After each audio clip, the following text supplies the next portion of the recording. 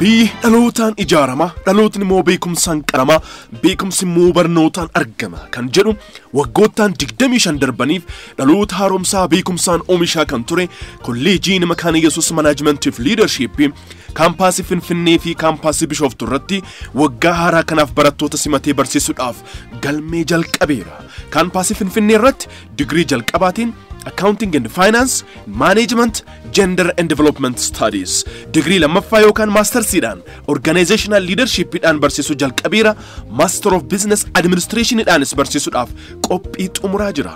Dabalataan kaampaasii Bishooftuu irratti digrii jalqabaatiin Accountingii fi Finance akkasumas Managementiidhaan guyyaa fi galgalaan barsiisuudhaaf galmee jalqabeera. Kolleejiin keenya kaampaasii lamaan irrattuu barattootaaf iddoo bultii qopheesseera. Iddoon qabnu muraasa waan ta'eef dursaatii galmaa warri har'a baratan warra boru hoogganan akka ta'aniif hojjanna barataa akka hooggantaniifis immoo isin deeggarra.